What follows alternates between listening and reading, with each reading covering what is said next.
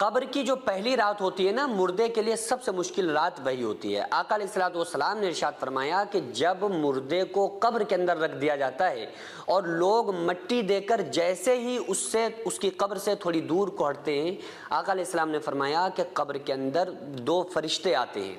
جن کا نام، ایک کا نام منکر ہے، دوسرے کا نام نکیر ہے، اور سب سے ڈراؤنی اور سب سے خطرناک اس کے لیے جو رات ہوتی ہے وہ قبر کی پہلی ہی رات ہوتی ہے۔ اور آ کر اس سے ایک سوال کرتے ہیں، اچھا یہ عجیب بات یہ ہے کہ چاہے ٹائمنگ کوئی بھی ہو، یعنی مردے کو قبر میں رکھنے کا وقت کوئی بھی ہو، اس کو عصر کا بعد یعنی ایک ہلکا سا اندھیرا سا ہو جاتا ہے، وہ والا جو ٹائم ہوتا ہے نا، وہ اس کو محسوس ہو رہا ہوتا ہے، اور قبر میں فرشتے آ کر اس سے سوال پوچھتے ہیں۔ تو پہلا سوال تو عام طور سے آپ لوگوں کو پتہ ہی ہے، پہلا سوال پوچھتے ہیں من رب کا، تمہارا رب کون ہے، ما دینو کا، تمہارا دین کیا ہے، ما کنت تقول فی شان حاضر رجل، بتاؤ آقا علیہ السلام کی شان کے بارے میں تمہارا کیا عقیدہ تھا۔ تو اس وقت جو قبر کے اندر مردے کو ایسے ہی اس کی روح کو اس کی باڈی کے اندر لوٹایا جاتا ہے، یعنی کہ ایسا نہیں ہوتا ہے کہ وہ اس کی روح کہیں چلی گئی اب اس سے سوال و جواب ہو رہے ہیں، نہیں نہیں نہیں، قبر میں اس کی باڈی کے اندر، اس کے جسم کے اندر اس کی روح کو واپس لوٹایا جاتا ہے، اور اس کے جسم کے اندر روح کو لوٹا کے اس سے پھر سوال و جواب پوچھے جاتے ہیں، اس سے اللہ کے بارے میں، دین کے بارے میں اور آقا علیہ السلام کی شان کے بارے میں اس سے سوال ہوتے ہیں۔ آقا علیہ السلام نے ارشاد فرمایا کہ قبر مردے کو اس طرح دباتی ہے کہ پسلیاں ایک دوسرے میں گھس جاتی ہیں۔ صحابہ فرماتے ہیں کہ آقا علیہ السلام نے انگلیوں میں انگلیاں ڈال کر دکھایا، جس طرح سے میں آپ کو بتا رہا ہوں نا، انگلیوں میں انگلیاں یوں ڈالی آقا علیہ السلام نے، اور فرمایا کہ قبر اس طرح دباتی ہے کہ مردے کی پسلیاں ایک دوسرے میں گھس جاتی ہیں۔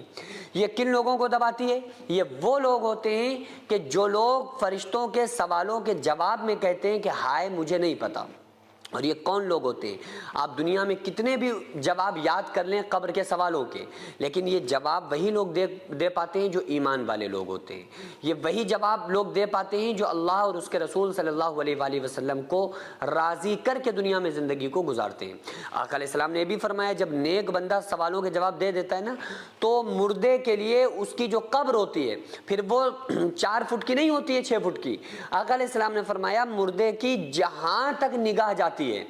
اس کی قبر کو اس کے لیے کشادہ کر دیا جاتا ہے، اس کی قبر کو اس کے لیے پھیلا دیا جاتا ہے، جہاں تک اس کی نگاہ جاتی ہے قبر اتنی اس کے لیے بڑی ہو جاتی ہے، وسیع کر دی جاتی ہے۔ اور نیک بندے کے لیے تو قبر میں جنت کا بچھونا بچھایا جاتا ہے، قبر میں جنت کی کھڑکیوں کو کھول دیا جاتا ہے، قبر کے اندر عیش اور آرام کی نیند وہ سو جاتا ہے۔ لیکن جو گنہگار بندہ ہوتا ہے وہ اتنا گھبراتا ہے، ایسا پریشان ہوتا ہے کہ وہ یہی کوشش کرتا ہے اور لوگوں سے کہنے کی کوشش کرتا ہے کہ لوگوں مجھے قبر سے باہر نکال لو، مجھے اپنے گھر والوں کے ساتھ جانا ہے، مجھے اپنی فیملی کے پاس رہنا ہے، مجھے اس کوٹھری کے اندر نہیں رہنا ہے، کیونکہ آقا علیہ السلام نے ارشاد فرمایا کہ قبر جو ہے نا وہ جنت کے باغوں میں سے ایک باغ ہے یا جہنم کے گڑھوں میں سے ایک گڑھا ہے۔ حضرت عثمان غنی رضی اللہ تعالیٰ عنہ جب قبر کو دیکھتے تھے نا تو اتنا روتے تھے کہ آپ کی گنجان داڑھی آنسوؤں سے تر ہو جایا کرتی تھی۔ تو صحابہ کہتے تھے، آپ کے ساتھی کہتے تھے کہ اے عثمان غنی کیا بات ہے، آپ آخرت کا تذکرہ سن کے اتنا نہیں پریشان ہوتے ہیں، آپ جہنم کی باتیں سن کر